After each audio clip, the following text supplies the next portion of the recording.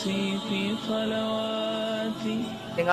کی بات لوگوں تک پہنچاتا. میرا نام سید عفیف احمد ہے، میں اسٹوڈنٹ ہوں. میرا یہ سوال ہے کہ آپ مقتول اور قاتل دونوں بھی جہنمی ہے. اگر بم بلاسٹ ہوتا ہے تو کچھ مقتول ہو جاتے ہیں اور معصوم رہتے ہیں، تو کیا وہ بھی جہنم میں جائیں گے؟ بھائی نے ایک اچھا سوال کیا. میں نے حدیث کا ایک آخری جملہ اس کی وضاحت رہ گئی تھی. میں نے کہا کہ آپ نے فرمایا اس دور میں قاتل اور مقتول دونوں جہنم میں جائیں گے. ٹھیک، تو اس کا معنی یہ ہے، دوسری حدیثوں میں اس کی تشریحات بھی آتی ہے. اس کا معنی یہ ہے کہ ایک حدیث میں الفاظ آپ نے فرمایا کہ قاتل اور مقتول دونوں جہنم میں جائیں گے. صحابہ نے کہا اللہ کے رسول صلی اللہ علیہ وسلم یہ بات تو صحیح ہے کہ قاتل جہنم میں جائیں گا، چونکہ اس نے ایک انسانی زندگی، اور انسانی زندگی کی بڑی اہمیت اسلام کہ اس نے انسانی زندگی لی، اس کو سزا ملنی چاہیے. تو آپ صلی اللہ علیہ وسلم نے فرمایا اس لیے کہ اس کی نیت بھی اس کو قتل کرنے کی تھی، اس لیے دونوں جائیں گے. نیت بڑی اہمیت یاد رکھی.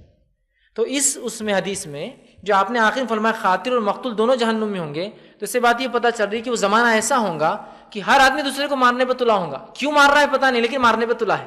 سمجھ رہے آپ؟ تو لہٰذا اس کو چانس ملا تو اس نے اس کو مار دیا. ٹھیک، لیکن وہ بھی ارادے میں تھے کہ اس کو ماروں، لیکن ان کو نیت کی بنیاد پہ جہنم ملیں گی، لیکن وہ عمل کر نہیں پائے. ٹھیک، جیسے کہ حدیث میں آپ نے فرمایا کہ قاتل مقتول دونوں جہنم میں. آپ نے کہا، صحابہ نے کہا اللہ کے رسول ایسا کیسے ہوگا؟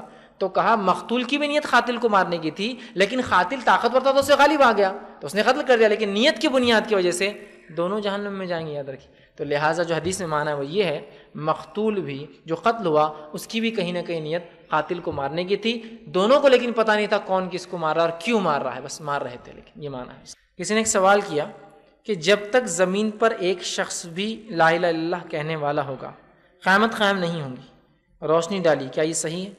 دیکھیے اس تعلق سے بہت ساری روایتیں آتی ہیں، مطلب بالکل جس کو بولیں گے ہو بہو اس الفاظ سے نہیں ہوگا، لیکن حدیث کے معنی اور مفہوم اسی قسم کے ہیں کہ جب تک دنیا میں لا الہ الا اللہ بولنے والا ہوگا اللہ دنیا کو چلاتا رہیں گا.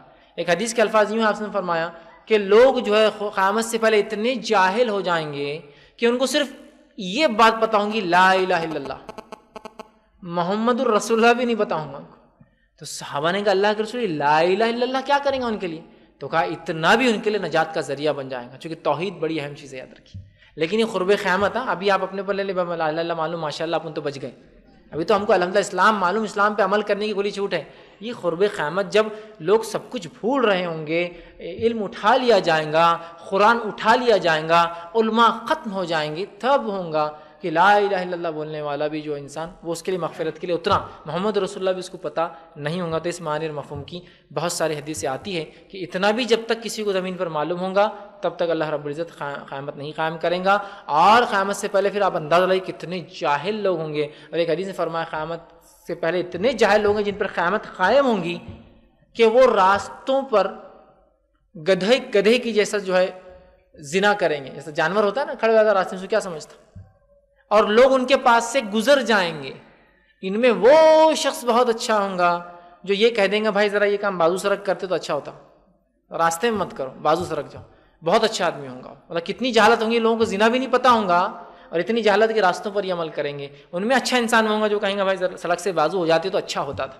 سمجھ رہے؟ تو اس سے پتہ چل رہا ہے کہ علم کی بہت کمی ہوں گی اور لا الہ الا اللہ کے بعد کا فیض دکھ رہا ہے وہ کہ یہ بھی نہیں پتہ ہوگا اور لوگ اس قسم کے ہو جائیں گے. اور انہی لوگوں پر، اور آپ کی دوسری حدیث آپ نے فرمایا قیامت سب سے بدترین قسم کے لوگوں پر قائم ہوگی.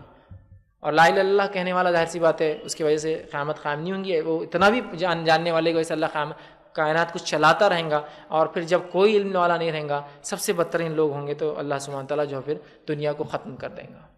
السلام علیکم.